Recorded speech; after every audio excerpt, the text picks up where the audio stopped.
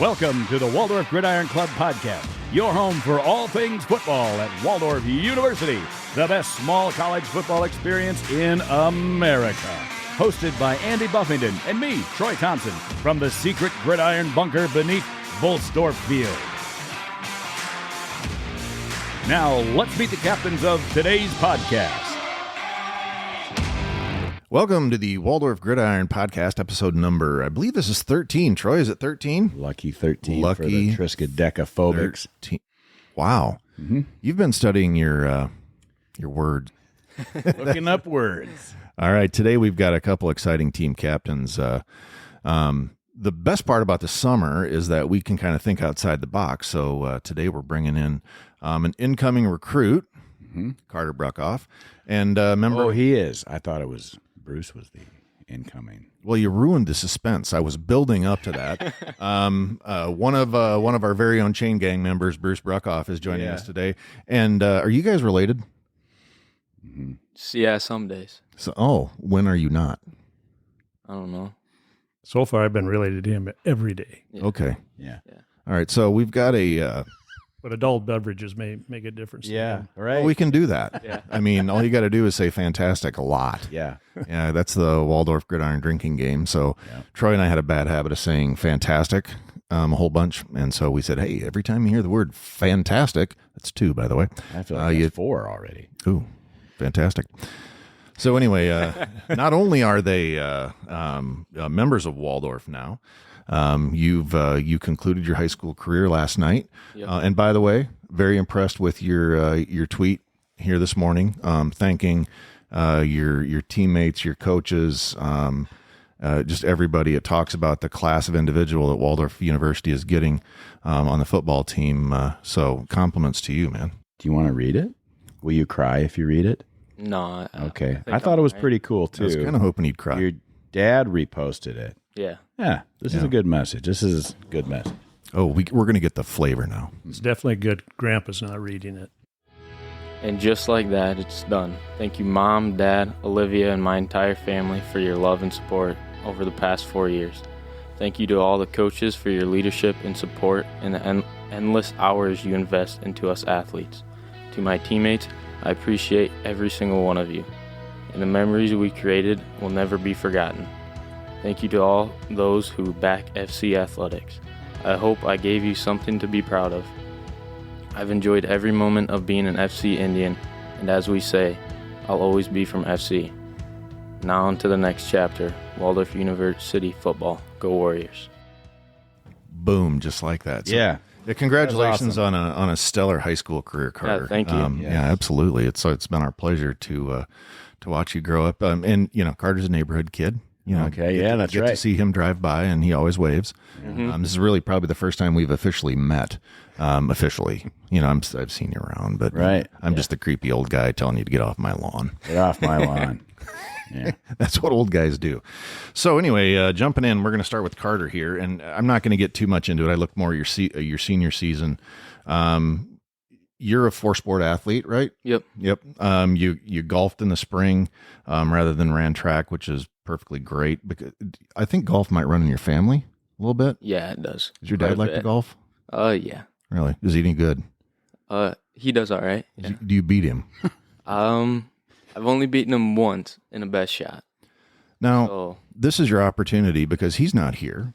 Yeah. You could have said, yeah, he's usually 3 strokes behind me every time. Mm-hmm. So, I mean, defend himself. Yeah. When we have you on the podcast during the season or after the season here next year, you're going to have to lie about that. Dad is still paying the bills. Oh, that's right. See? Yeah, come on. Yeah. Of course, leave it to Grandpa to come up with that. Who's paying the bills, don't you? You just concluded your baseball season. They just released all conference. You got honorable mention for the top of Iowa West. You hit 270 this year with a 420 on base percentage and 15 RBIs. Your basketball season, you were second team all conference for top of Iowa West, and you were the number 2 scorer on the team. 214 total points your senior season. You look at your football career, number 15. Troy, do you know who else was number 15? I have 1987. Who in 1987? 1987. No, who in 1987? Who was my quarterback? Number 15. That's Todd Espling. Hey, Was good it guess. Todd? It was Ted, yeah. Absolutely. He was 15? He was 15. My son Tanner was also 15. My son Jason was also number 15. Really? So is that why you like? You don't know. Did you just make that up? Oh man, No, really. bullheaded me.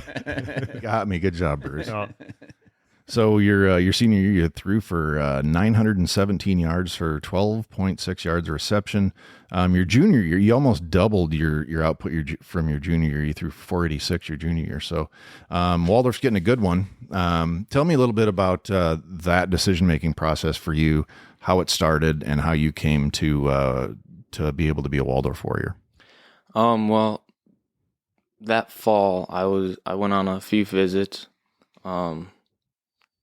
And as soon as those visits got done, Waldorf was actually my last football visit, and it was just like it blew the rest of the colleges out of the water. Like from the coaches to just attention to detail with the jersey hanging up in the locker room, and just being able to have on like normal conversations with the coaches when they're not asking you like questions that they should probably already know. Right. So yeah, it was kind of it was family decision because my dad was with me on all those visits, and I was handing out cards. Yeah. What would be the possible influences to get you to go to Waldorf? Sure, yeah, throw the Chaingang in there too.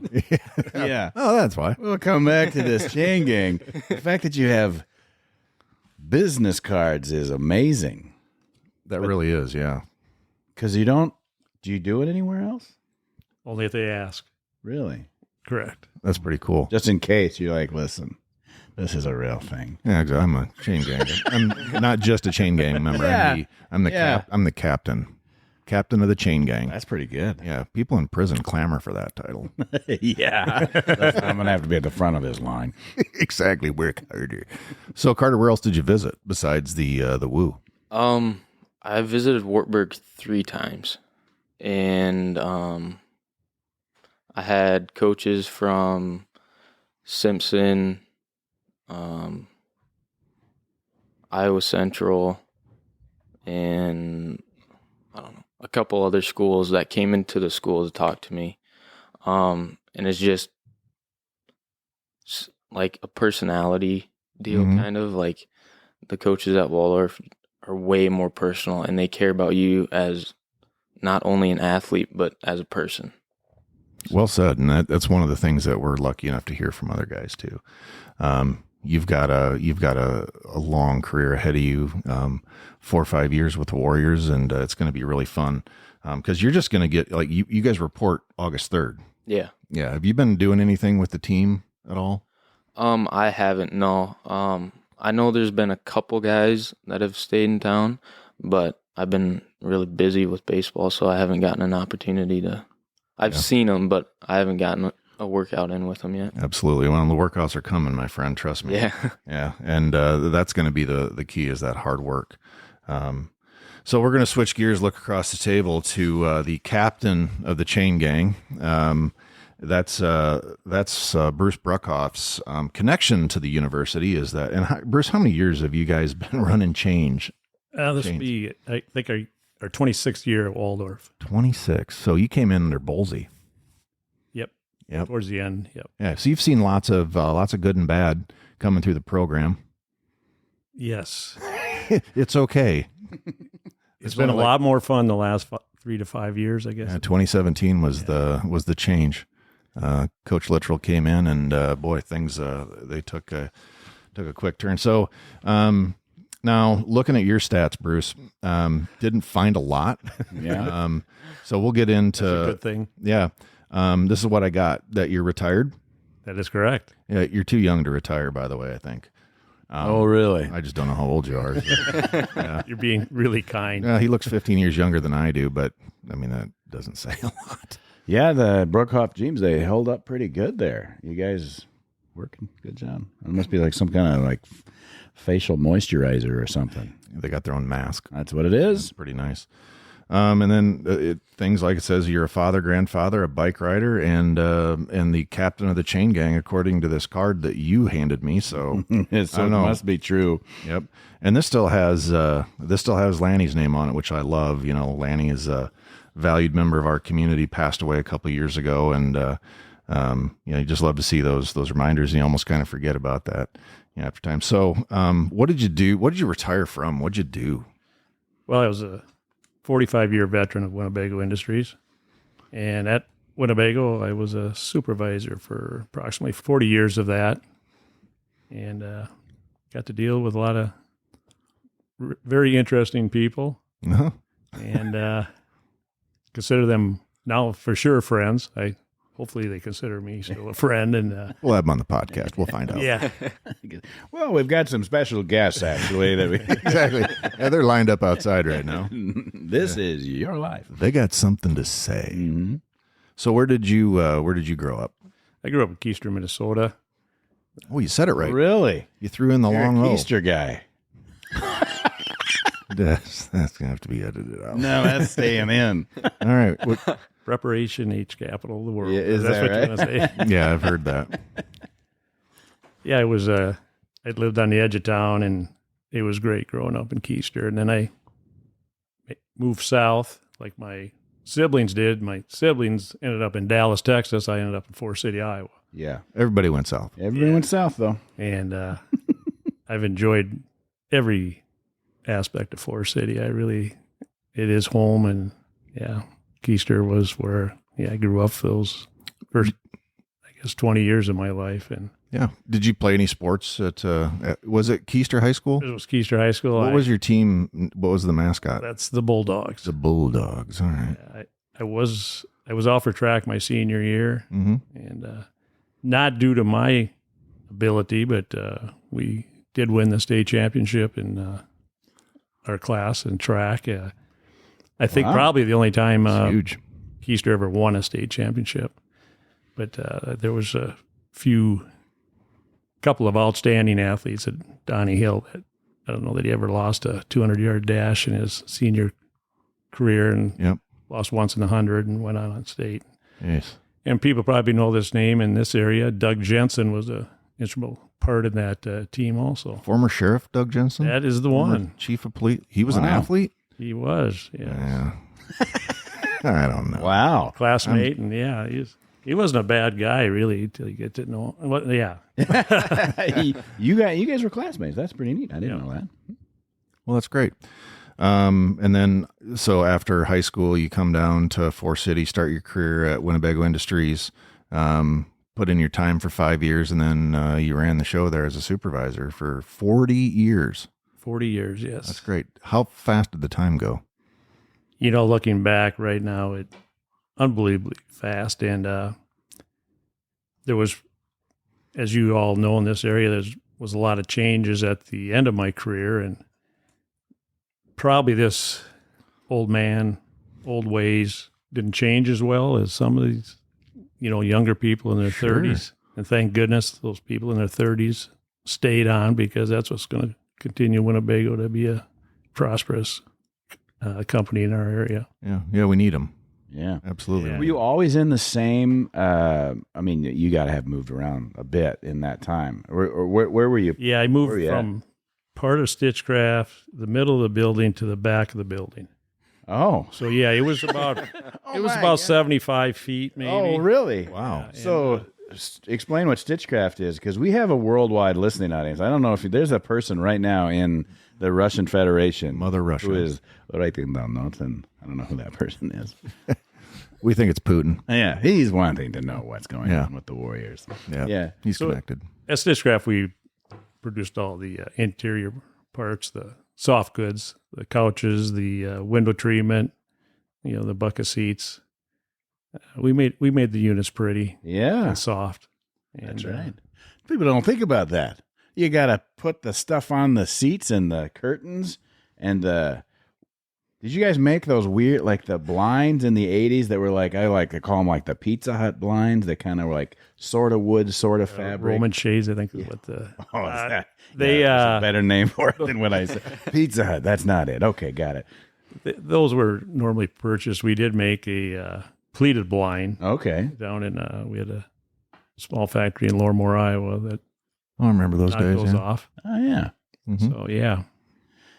So there's also some folks that are listening to our worldwide broadcast that they don't know that we are the home of the mighty Winnebago Industries, and which is a big part of our story, big part of Waldorf's story too. Very big part of Waldorf's story. Yeah, John K. Hansen, the founder of Winnebago Industries and a graduate of Waldorf College at the time, he was instrumental in so many different things, not only with the college and ultimately the university, but obviously the city of Forest City owes so much to that family, and it was really a family thing. You know, it was a family business for a very, very long time. You know, John and his kids and his grandkids, they kind of ran the show there for a very, very long time. Can't go to a football game at Waldorf without probably crossing John K. Hansen Drive.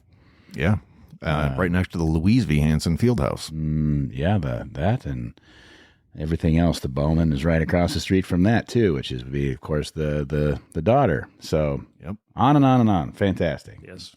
Yeah, definitely. Okay, Carter, let's talk a little bit about what's coming up. From talking to the coaches and players, what are you looking at here for the next 6 weeks? Well, actually the next 6 weeks, who knows, but starting in about a month, what do you know about what you're going to be looking forward to as you strap on the purple? Well, obviously getting to know all the teammates. As a quarterback, that's very important. Be able to connect with every guy on every level. But just learning the offense, getting a feel down for that. And as an incoming freshman, that's obviously my job is to get all that down. And yeah. You know, looking through some of the information on you, obviously, during the senior awards night, you were quite successful, and that talks a little bit about your success, not only on the athletic field to put you at Waldorf, but obviously in the classroom as well. And that's such a huge component of it. That won't be right away, but that's going to be part of it, because we talk to these guys and we talk about how much it's a full-time job. You're going to get up, you're going to go to class, you're going to go to practice, you're going to go to weights, you're going to go to study tables, you're going to go to all these other things. And it's not just hour and a half after school and every Friday night. It is a commitment, and I'm sure you've probably heard about that. So who have you been talking to on the team? Well, obviously Dawson Urbach. Oh yeah. Cousin, yeah. Yep.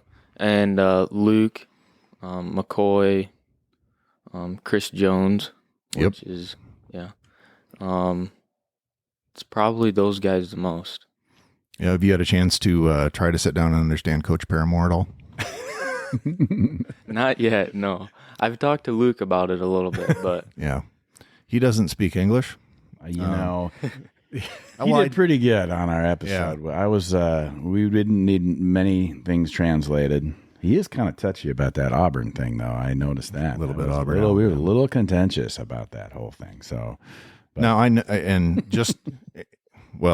seen your license plate on your truck, so there's no doubt in my mind that you're an Iowa Hawkeye fan. Oh, that was in that episode too. Yeah. Yes, it was. Still, no, it doesn't change my opinion. Is that just a family thing, or is that? Okay. Yeah, we all have it. Yeah, we were talking about that earlier because. I think you have to graduate from where you have your license plate. That's my standard. And that leads me to another thing that we haven't talked about is that you look, and Troy, you and I do agree that there's too many license plates here in the state of Iowa, but there is not a Waldorf University plate. Now there can be. There should be. I mean, I guess. I don't know, if we could find like a retired guy with some time and ties to Waldorf. Yep. You have any ideas who that might be? I'll get on it. All right. Yeah, we'll put our heads together. What do you think, Bruce? You think you can get that done? I'm right here to help. That's right. We'll get out there. It'll be like, looks like there's one of 7 Waldorf plates out there. Well, now Henry Stone, who is the used to coach it. Yeah, he used to coach it at the university. All about he's that. He's a member of the Iowa House. He lives out in our neighborhood. Oh, I feel like you guys have it better in than I do. Yeah. No. Oh well. He stopped at my house before. Yeah. Yeah. Do you get the little No, because it just says, I don't know what they say. It just says Iowa. No, what are the plates? It would say, I know what they look like. Yeah, up in the corner it says Iowa, and then would say Waldorf University, and then underneath it says like Warriors. Right. Yeah, that's us. Yeah. There you go. We need to get that done. Okay, we'll take care. I'll make a note right now. I'm just over here. Well, you're kind of you're our what do they call those guys? A lobbyist. I am. I do get a lot of stuff done politically. You'd be surprised. There you go. And he is writing it down. Well, he's acting like he's writing it down. We're going to sit here and for the people. Now I have to write it down because you are the only people watching. I was like, okay, license plate. There we go. License. All right. So Bruce, you've been around, and you and I wouldn't disclose the location of our bunker when you were out there for the spring game. You were looking. We mentioned that earlier, but the egress windows also. We thought that might throw you for a loop. I still don't have a clue. Yeah. Well, here you are. Exactly. Here you are. Exactly. Well, we did have to blindfold both That's right. of them. And the labyrinth. Yep. It was mentioned in a previous episode. We have a labyrinth. Yep. Yeah. It's lengthy to get to get here. You got to go through a whole maze. So you obviously, Bruce, you have an affinity to the university and the Waldorf Warriors. Let's be honest, they don't just show up on Saturdays like when Waldorf does their spring cleaning out in the community. The Chaingang shows up with trucks and trailers and I thought they were just with their chains. They're like, listen, we got to clean up this entire yard. We're going to start on this end, 10 yards at a time. Trust me, that would have helped because you just have 10 guys standing around a yard with a rake, like at 8 o'clock. Understand that? Hey, maybe next year we'll just do that. And I'm like, okay, we're going to do it. So what are some of the things you're excited about? You got a grandson coming on, things like that. But, just even in general, what are you excited about this upcoming season? Well, yeah, first off, definitely having Carter there. But, we've just continually been building and maintaining it, and we guys joke with the players that we don't want to be on the winning sideline. We want to be on the losing sideline. Put that Chaingang on the losing sideline. Because, this is a 67-year-old man that did not grow up with trash talking and such. And you hear all that, don't you? And we're going to come back to that because I feel like I do have a hard time keeping my mouth shut at sometimes. And some of the ball boys corrected me before halftime of a game and said, no, those guys are really good at trash talking. And I'm thinking, that's not what they don't even know. When you grew up or graduated in the 70s, yeah, that wasn't a big criteria in Kiester anyway. And so, that's been a big change for me. But when you're on the sidelines, you got the best, seat in the house, and you're part of the officiating crew, and that's maybe sometimes tough to swallow. But they've become my friends. They all have these cards, we exchange Christmas cards. No, we don't. But anyway, it was difficult doing the high school games the last 3 years because you are an extension of the officials. You can't cheer, but it may have happened a couple times.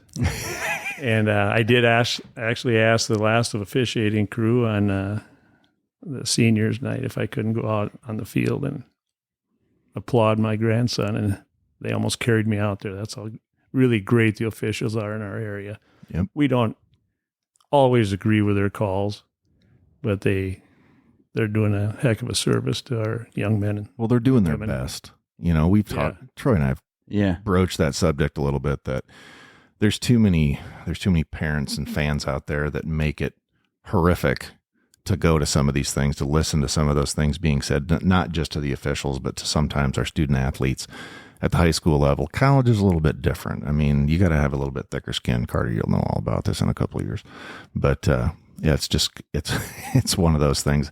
I've told people that if you can't keep your mouth shut, bring a roll of duct tape wrapped around your face so you can see and breathe out your nose, but don't say a word. If you can't be positive and encouraging, you don't have to agree with the calls, but you know what? They're looking for officials all day, every day. Yeah, right. Go ahead. Yeah. Go out there and try it. Yeah. Bruce, I know that you have some skill when it comes to laying the smack talk out there, because at this every year one of the cool things that Forest City does as a community is they host an alumni basketball tournament. And I happen to be sitting in, and now I watch my boys play because I don't play. I was never good in the first place, so what was the point? But I watch my kids play. I happen to notice that, gosh, you were really hard on your own kid. Which one?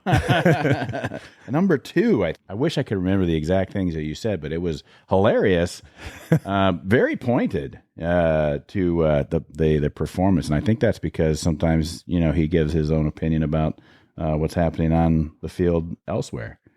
Yeah, he may have been critical of Carter a few times on the court or on the field. No way.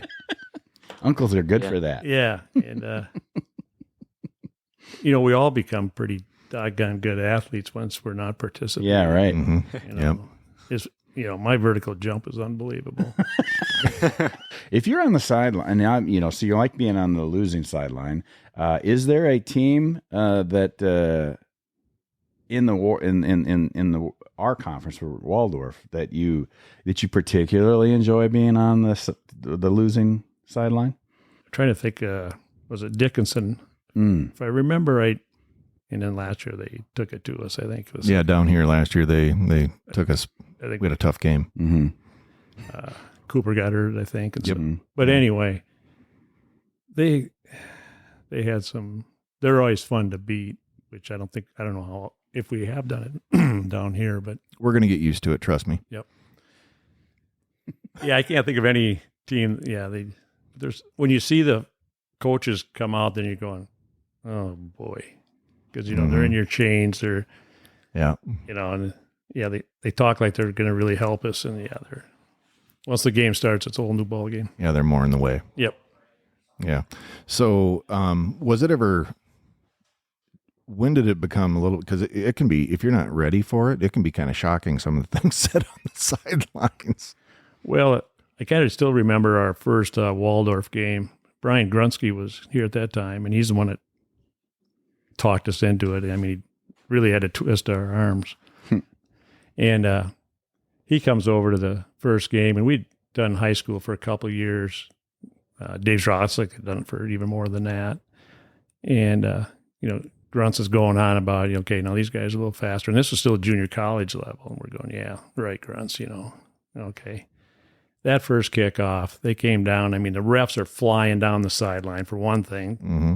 And then the players, I mean, they don't stop at the sidelines. Stuff's going to happen. And, it's just, and I think all 4 of us looked at each other and went, oh boy. And, and it's, gone to the next level now. And these kids are, young men, they're unbelievable. It's a lot faster. That was one of the big adjustments that we saw when we went from, high school to college ball, and you see it literally back to back. So Friday night, you've got one speed, and you feel like you're going pretty good. Like we're really, a fast moving team. And then Saturday afternoon, it's like, it's so much faster and so much more specialized. Yeah, it's definitely a step up or two. These coaches really work the officials, and it seems like it's maybe more the assistant coaches sometimes, and that's where the referees aren't going to put up with it. Right. But the head coach can do quite a bit, and and some of these older coaches, I think the Dickinson State coach that's been there a long time. He's been around. Yeah, I think I want to say like 17, 18 years, something like that. Yeah, I mean, he could probably walk across the field before he gets. Yeah, because but he's also gonna, he's not there to cry the whole game either. Mm-hmm. So no, he's got coaching to do. Yeah, absolutely. So Carter, what are you looking forward to? I mean, again, you've seen Waldorf games, you've seen college football games at almost every level. What are some of the things you're looking forward to, and what are some of the things you might be a little nervous about?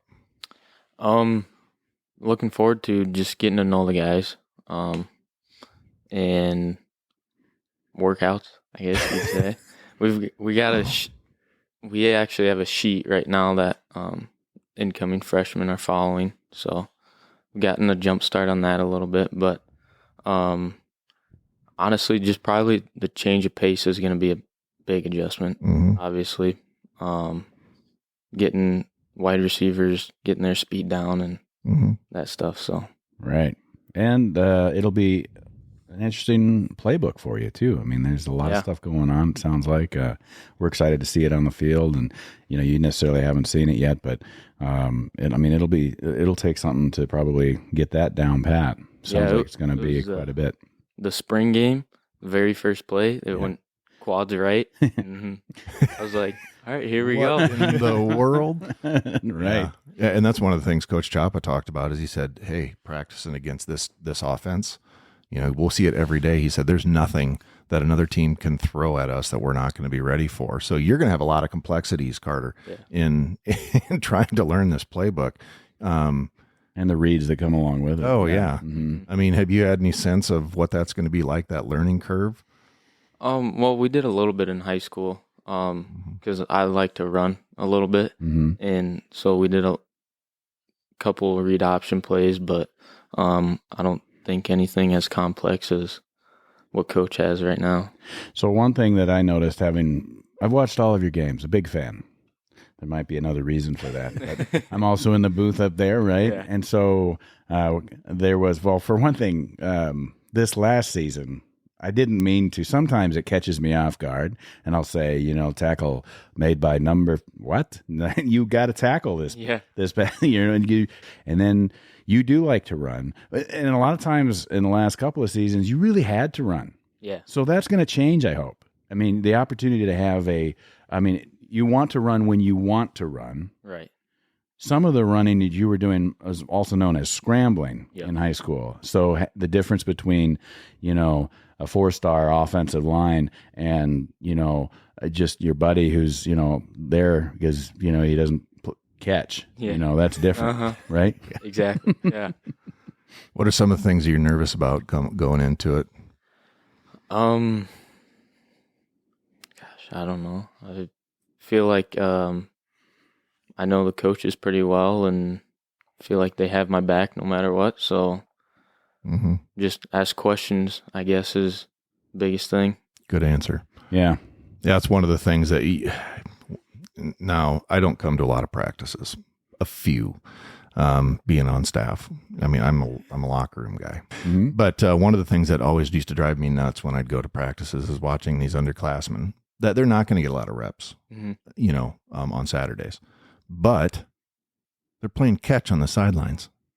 Drives me up a wall. Like, this is your time to learn. Right. Yeah. I mean, you got Jordan Cooper out there, and Jordan Cooper is a phenomenal athlete.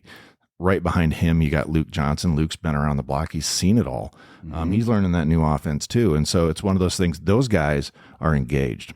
And they're asking a lot of questions, but the great part for those young players is that if somebody takes an interest in the game, they take an interest in the playbook, they take an interest in what this team is doing inside and out, and is asking questions, those upperclassmen that know what's going on are going to be drawn to that and say, hey, this is what happened here. This is why I did that. I should have looked for this. I should have looked for that. So I would encourage you to immerse yourself in that, and it's easy to, when you're standing around and, QB1's out there running the offense again, and then it's pretty easy to toss the ball on the sideline. But I would, strongly encourage you to dial in all day, every day. You do that hard work on the front end because it will pay dividends for you as you move through your career at Waldorf. Yeah, well, I mean, you weren't the starting quarterback as an underclassman in high school, and some of that is now you're back at the sort of the bottom of the heap. But you have some great people to watch, and you've got a great playbook, and you've got great coaches, and so you just have opportunity to grow up, develop. There's a big difference between a guy who's when you're 18 and when you're 22. Just the body, the brain, the experiences, everything is bigger and different, and that's all going to happen. So Andy's right, asking the questions. That's not just for the quarterback, but that's for everybody on the team, everybody that's coming in, that's going to be part of your class. Because what happens is, and I think this is like the worst thing that if you step out there. It's like, okay, well, Carter's in. Well, that's not the time for you to learn. And yet, right. so that seamless transition, which almost never happens, the only way that can really happen is just, working hard in practice and on the scout team and doing whatever you need to do so that you can show that I got this. Mm-hmm. Yeah. Yeah, and I've been told to make buddies with the defensive guys, so. Good call. Well, you're going to be wearing a yellow jersey out there. Make buddies with him for your personal safety, or Yeah, exactly. Yep. We could start naming names here. Let's see. Daquan McCobb would be good to get to know. yeah, start there. Start on the end there with 99. Yeah, Nico Marasco would be another good one. yeah. I'm trying. There's a they're New all, guy, they're Will. all You might threats. want to. Oh, Will Strickland. Yeah. Yeah, he's a D-back, and what did Chapa say? He's going to throat punch people or Yeah, split something like people he's in going to two. throw. He hasn't even played a down yet, or whatever he's Yeah. going to say. Yeah, it's pretty crazy. Yeah, he was at San Diego State his freshman year. Then through COVID and everything else, he wanted the opportunity, so Waldorf gave it to him. And you look at him, he looks like maybe an outside backer, but he's a corner, or is he safety? Either way, he doesn't have. He's a safety. Yeah. He's got wheels for days and everything else. So it's going to be a great experience for you, Carter, as you start moving through this whole journey. And it's exciting for us because, local kid, Waldorf is the community, and we drag a lot of people out of their homes, and it's going to be, I've already told your Uncle Josh, who lives across the street from me, that, you're going to have to be a member of the GridIron Club. And of course I know. Yeah. Yeah. And if he doesn't, we'll just have Bruce Smack talk him into it like he did at the alumni tournament. Absolutely. Well, he's got some other Only fatherly encouragement. That's all it was. Yeah, a little bit of love. Well, listen, that is I don't know if that was a recruiting requirement or a part of the decision making on top of all the other good things that you bring. But like, you travel well, your family is big, and they come to everything. And, so like you guys are at all the events. And when we had the draft party at the new recruit. It's draft already. What's happening? The new recruit. Sorry, the recruit in February. Signing day. Yes. Thanks for the words. That's right. I forgot. I had my one word today. I was blank. Thanks, Bruce. That's what it was. They were all there. Everybody was there. Yeah. Absolutely. So what's the contingent? Because are you guys going to be able to keep up with the Yakels? Because we figured out they bring 43. Wouldn't even try. How? Come on. The Yakels are unbelievable people. Well, they are, but Darla's Bruce has to work, a lot so he cuter. can't be doing the number 43 before the game all the time. We should be able to count him at least. Yeah. And I think most of the guys in the Chaingang are, Carter, you know all those guys, don't you? They're pretty much like surrogate grandfathers and uncles and things like that, I can imagine, too. Pretty much. Yeah. Should we tell them my recruiting, only the one offer I made to you? Oh, I want to hear this. We were at, I believe it was Livy's program last year, and he was telling me that he got an offer from Waldorf, and I just looked at him, and I tried to be non-convincing or not pulling him. I think he knew without a doubt where I wanted him to show up at this fall. But I looked at him, I says, when you become 21, you'll get to drink with the Chaingang. That was the sell, huh? Yeah, And I'm sure that was a final decision. I don't think Coach Finley or they didn't have much to do with this, really. Back of my mind. It was the Chaingang. That's what it is. And that makes sense now. When you're the captain of the Chaingang, so in the positioning of the whole deal here, you got there's the box, and that's Dave. Dave Z. Drossley. So that's the one with the down numbers on it. Yep. Yes. So for the unfamiliar, I'm going to dumb this down.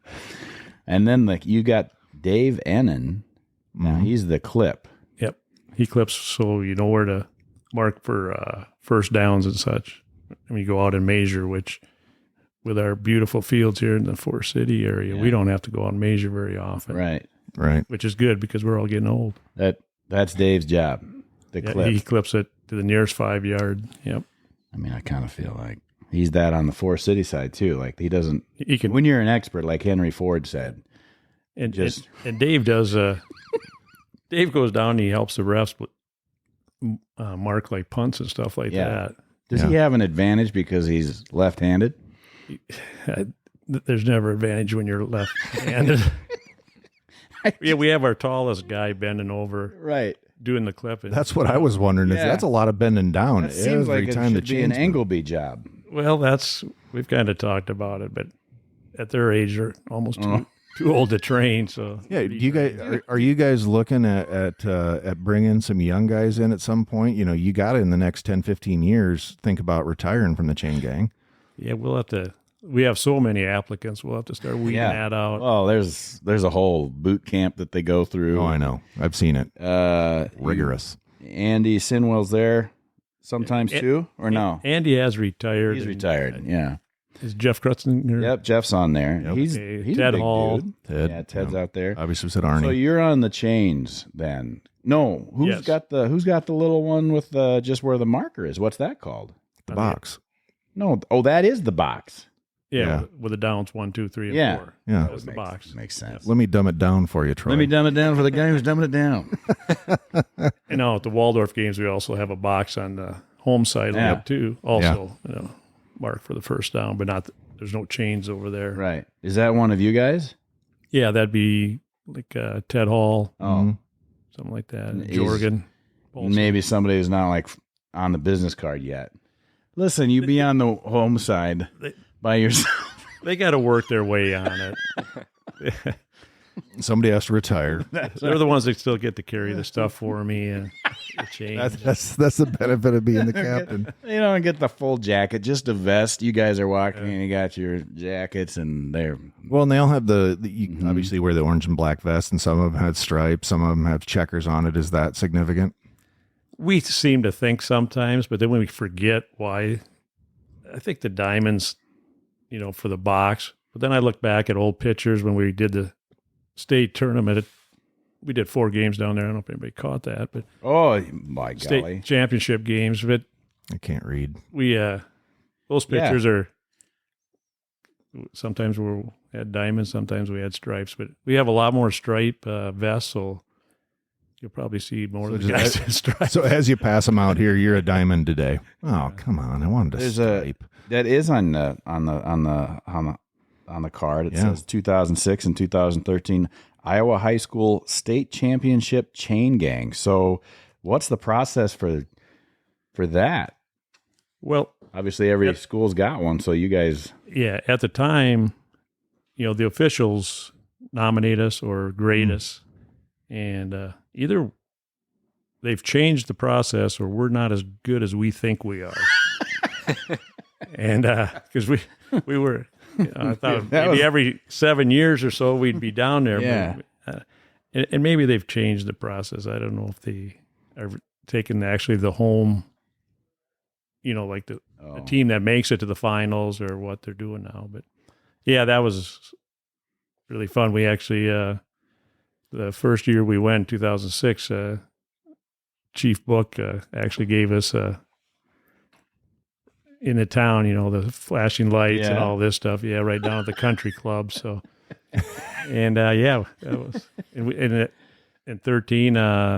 got a little parade of your own there. Yeah, we had a parade too with Mitch Bartleson kind of helped out with that. All right. Yeah. With Grandpa being.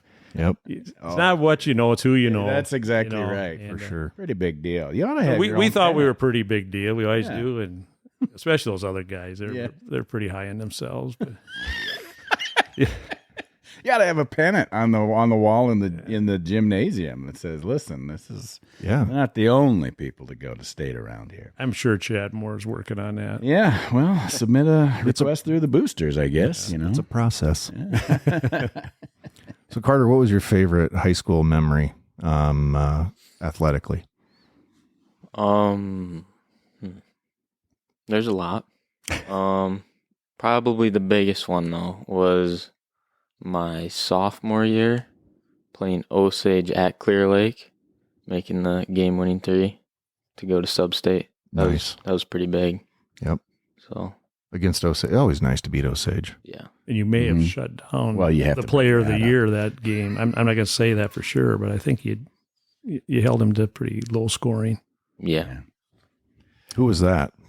Who was that kid from Osage? Nobody really. Last name was Bloom, but I can't remember. He's faded into oblivion. Yeah. Thanks to Carter Bruckhoff. Osage is still a little raw right now. Just the other night, we finished our baseball season, and that was what Carter made the post about, which he read earlier in this podcast. Really nice. So, good job for the Green Devils, but we don't have to talk about them anymore. Nope. Yeah. We're done. Yeah, all in, all done. So Carter, let's switch over. Tell me a little bit about your family. So Yeah, and with the Cliff Notes over here. Yeah, that's wrong. So my dad is Jason, mom Jessica, and then I have a little sister, Olivia.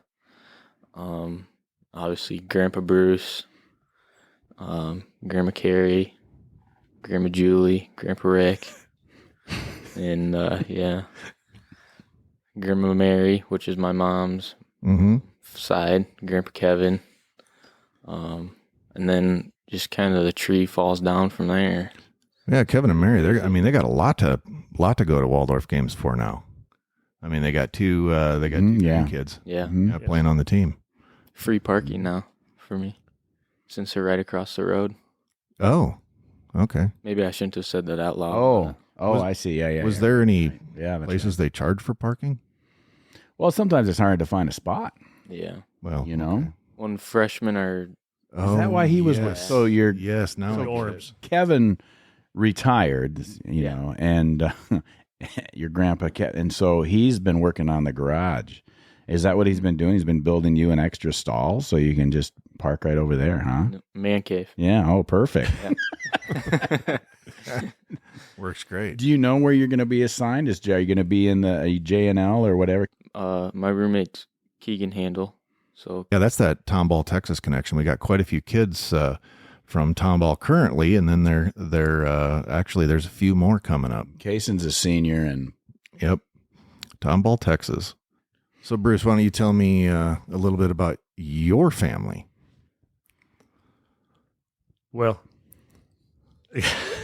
at my age, there's, I guess my parents are both gone, of course, and I do have a sister who lives in town, Mary Trent, and she's, Carter's probably said this once or twice at least. That, you seem more like a grandmother than an aunt to me, so that should be great aunt. And I said earlier in the podcast, I have two brothers that live in Dallas, Texas area, and so that's kind of my family, and then of course my offspring, which there's Jason, and then Josh, and then Jenna, and Josh and Jenna just gave me 2 additional grandchildren in the last about a month, I guess. Mm-hmm. Have a new granddaughter and a new grandson.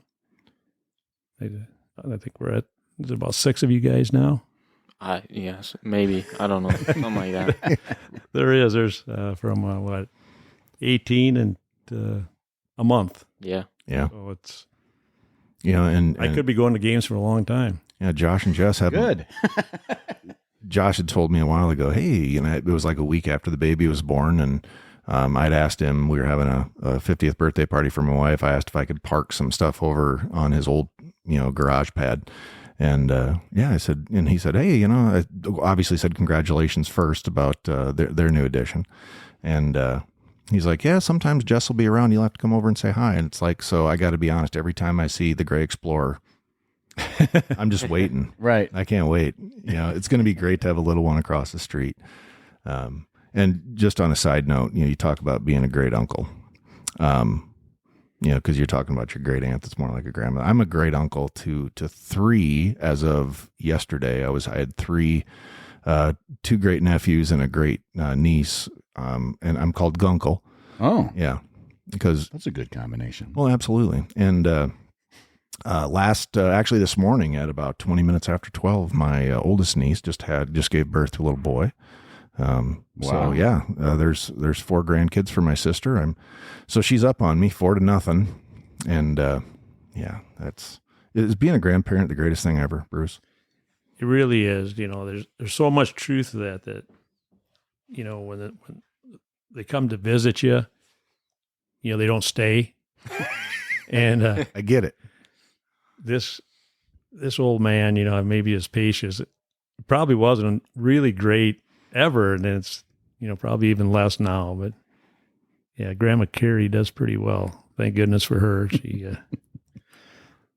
I can continue to do what I like to do because I'm pretty much in this old rut, and I love my rut. Yeah. And I'm not going to probably change at this age. That rut includes obviously the Chaingang, but you also you golf, and then you don't golf. I do not. You golf ride a bike. Right. I see you. I mean, there's so many times I've nearly Down by Hampton. Hey, there's Bruce. he's just out and Smiling. Which, yeah, what in the world? Yeah, smiling. Yeah. But you've also now, since you retired, I think maybe you've had it longer than that. But now you are one of those guys in Forest City. If you have a UTV, you throw a placard on the back and you just drive around like nothing, right? You drive. It's pretty neat, isn't it? Yeah. You drive. Well, I got to be honest. Yeah. I was coming out of town today, and there was a UTV driving in front of me. I thought, there's Bruce. Yeah. He's taking the UTV out here 5 miles out into the country. They're all over the place. Oh, for sure. Yeah.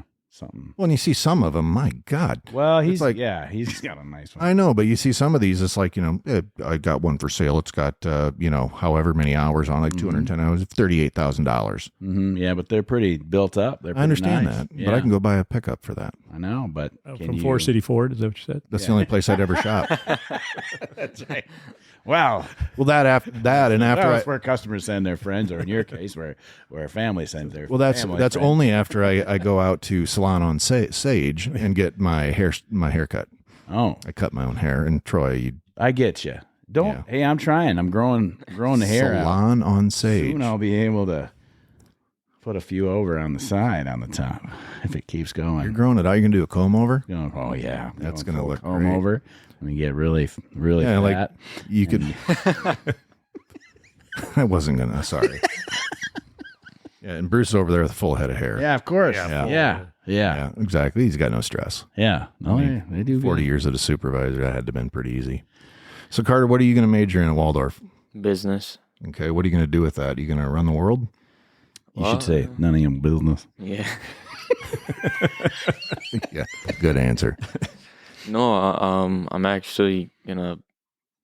My thought right now is pursue real estate. Mm-hmm. Hopefully, Oh, yeah. have my own brokerage. So There you Well, go. and if that doesn't work out, you might have an in with selling RVs or selling Fords. Sales is in the family, guys. it is. Yeah. Well, that's where the business is in business. Now, what you'll find in most college programs with the business, they don't actually teach you how to sell anything. No. They teach you all about micro and macroeconomics and all that cool stuff and theory. Accounting. But they, do you want to learn how to sell? Get that in the summertime. Go find some intern. You don't have to be an internship. You can just go actually sell something. That's the best experience ever. Yeah. We love salespeople. I mean, that's Absolutely. that's what makes the world spin around. All those RVs made for 45 years, somebody had to be out there selling them. So, and then so people could make them, et cetera, et cetera. There, you got your degree. Congratulations. Yeah, you're done. Exactly. Do we have to sign something like the podcast university or something like that? For those of you at home taking notes, let's see, sell something, make something. Okay, got it. Yeah, get the diploma. Yeah. Absolutely. They don't even have to have it made before you sell it anymore. No, I think I think even the RVs right now are a couple years out. It's the coolest thing ever. Not really if you're trying to get one, but like it is like can you imagine like being the first salesperson? Probably that person was like, I invented this thing. I would like to sell you this. And probably wasn't even actually the guy that invented it. It was probably somebody that was his buddy or whatever. And like, hey, I can sell that. You keep making it. But they had to have it first. And now they just, because of COVID or whatever, they just like, we don't even have it. We'll just sell you the idea. Yep. There you go. All right, I'm going to let Bruce do the grumpy old man thing if he wants. Oh, good. So, growing up in Kiester, Best town in whatever county that is. Faribault County. Faribault County. Yep. So you've seen lots of changes through your life, technology, everything else. What's one thing that drives you absolutely crazy with what's changed in, say, the last 40 years?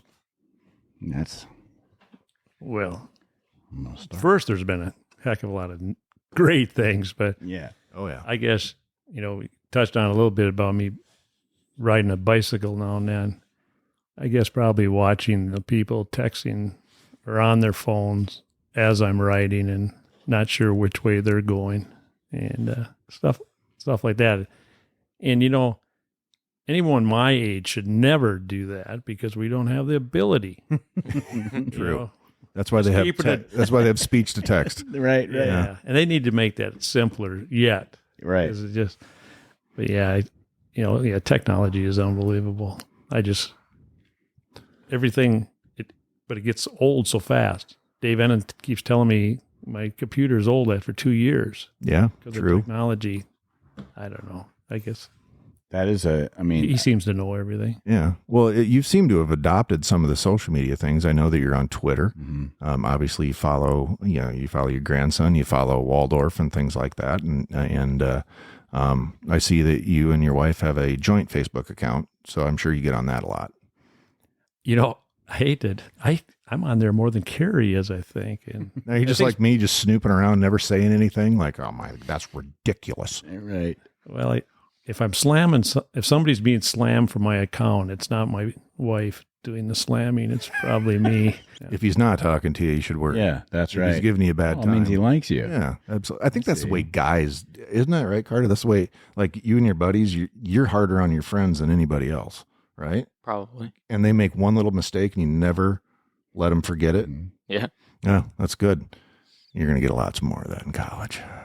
Did you have a flip phone? Yes. How long you loved it? How long did you keep that before you finally got one of the nice big phones? Were you a reluctant guy, or did you go for No, it that's right Ted away? Hall. Oh, okay. Ted Hall just got He rid still of has the June he got rid of his flip phone last year, I think. Yeah, he still got the Nokia 8600. Yeah. Yeah, it doesn't even flip. It's just It was a brick. Yeah, they'll dig one up in 600 years. It'll power on and have signal. Yeah. Carter, what's the best app out there right now? I don't know. Twitter's pretty good. So, I feel like. Do you follow a lot of the stuff with Waldorf right now, especially? Yeah. Yeah. I got to be honest. I am manic about it. Going through Twitter, looking at some of the commits that we're getting from all over the nation, and seeing some of these horses we're bringing in. We just got a commitment from an O lineman. Can't remember where from, but yeah. I mean, it's like if Troy would eat the three of us left here, he'd be about the same size. Yeah, but still have the same few number of hairs on the top of my head. That's true. We're all sitting here with. Yeah, you're all doing great. Not to bring that up. Thank goodness this isn't a video podcast. That's why it's not. All right, guys, we're getting close to wrapping it up. What's something we didn't ask you that you were hoping that we would ask? Yeah, were you worried? Were we worried? I'll do anything probably for that young man over there. So Get that feeling. he made it easier to commit. But he was also my scapegoat too. If he would have told me, "Nah, Grandpa, I don't want to do it." Carter was pretty gung ho, and I think that's the difference in two generations here. It's kind of like talked about technology. At work, you have this computer that you've had forever and ever, and you really know what you're doing, and then they give you a new laptop or something like that, or and I look at it like, oh no, this 25-year-old kid just looks at it and goes, yes, finally, yeah, we got this, and so. Well, it wasn't just technology that's changed that you've seen from the sidelines there and all of that. What is one of the things that we talk about, and might be a good one to wrap up on, is that, we really on this podcast are pretty diligent about promoting, obviously, Waldorf football. That's our job. Oh, yeah. We work pretty hard to promote Waldorf University as alum and Warriors through and through. And then we also have the community in mind. What is, there's some good changes coming for Waldorf right now. What are some of the things, Bruce, that you've seen? Like, what do you think as a long-standing community member that you think that Waldorf brings to Forest City and the region? Well, I think the last, 3 years, whatever, it's, seeing the people out there, seeing what we have to offer as a football team, And then seeing the football players, with this spring cleanup, I saw basketball players help somebody that had some trees down this last week. If you need something done, and it's easy for me to go out, but get a hold of these coaches. If you're an older person, Waldorf's there to help you. And that's what it takes is we got a great, college here. Just that for people to see it and come out and enjoy what we got going on. And, those tailgate sessions are unbelievable. And yes, really are. unbelievable. And to see the folks that were pulling in and then with these local recruits and seeing the families there, it just won't get any better. Have you guys got your spot reserved yet at the tailgate? Well, there should always be a spot for about 6 Chaingang vehicles. There should, yeah. We do have a banner now, and they're the Chaingang, man. They walk into places like the tailgate, like the Munson coming in hot in the bowling alley. Kingpin. When he's like, you guys walk in, you're like, "What's up?" You're grabbing people's pizza off their plate, taking a bite, waving at the ladies. Oh, that's the Chaingang. There they are. No, in our minds, in your mind, yes. Perfect. Absolutely. Want to thank Carter, and we're super excited to have you here on the podcast because you're right now, as far as you're an active player on Waldorf's roster right now. Yeah. You're as new active as you can get. As we talked about earlier yesterday, your high school career came to an end, which they all do. And you showed a lot of class by your tweet and just thanking the right people. Shows a lot about your character, and that's the one thing that's great about Waldorf. And you'll realize this community, you're part of it already, but it's going to grow so much more. And we're excited to see that for you to become part of our Waldorf family. And it really, truly is. You say you're excited about getting to know your teammates. You're going to get to know your teammates very, very well. They're going to be some of the best friends that you've ever had in your life. Yep. I'm sure Mr. Handel and you will get along swimmingly. Their family, if you've had a chance to meet them yet, is top class, 100% sure. And obviously we know your family is too. Well, most of them. Your grandpa's kind of sketchy. Talking about Kevin. Yeah. Oh, I thought that was assumed. Oh, right. Oh, yeah. God. Okay. Yeah. Well, sorry. that's part of your deal too. It's not. Yeah. Like you also do the program a favor, do the community a favor. You do have so many great members of your family that are all around and immediately accessible. Take them around. We asked Luke, like, hey, have you taken them out to the farm, and stuff like that. Show them around for us, so to be proud of your town. We always have room for improvement, but introduce people that to the folks on your team. Yep. They're gonna appreciate that, and that helps everybody. Yeah, and then when your mom and dad are feeling like making a big meal, invite some of those guys over for food because they're always looking for food. Yeah. And I'll talk to you about that later. I had an idea. Okay. But anyway, you want to thank these guys. Bruce, member of not member. I almost screwed up. Yeah. Captain of Get the it team. right. I know. He shot me a look right away. Exactly. So El they don't just Capitan. give these cards to anybody. It's not like people can just make their own business cards, for crying out loud. Yeah, I This know. is professionally done. That's right. For imprint. Two-sided. Yeah. We want to thank Bruce and Carter for stopping out here at the underground bunker deep underneath Bullstor Field. Guys, thanks so much for coming here and spending a little bit of time getting to know you guys a little bit better, making this podcast even better every day. So with that, for Troy Thompson, and I'm Andy Buffington, thanks for listening to the Waldorf GridIron Podcast. And of course, as always, go Warriors.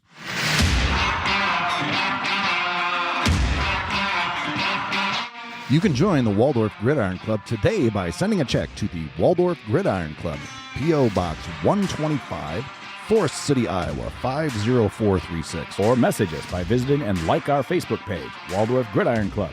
Or email us at waldorfgridironclub@gmail.com. Or it's as easy as clicking on the Support the Show link on your phone. Become a patron of the GridIron Club by choosing to support the program monthly. $100 is the black membership at $9 a month. The $250 level is purple at $25 a month. $500 is the warrior membership at $45 a month. The all-conference level is $750 or $65 a month. $1,000 is the all-American membership at $85 a month. The champion level is $125 a month, and that's $1,500 a year. $2,500 is the Hall of Fame membership.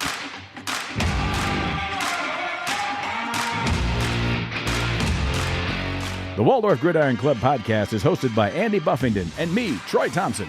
Produced by Sunnyside Farmstead Studios in beautiful rural Forest City, Iowa. The music is by Christian Leo. The Waldorf GridIron Club is a nonprofit 501c3 organization dedicated to football student-athletes of Waldorf University. Our mission is to assist the program in maintaining the best small college football experience in America.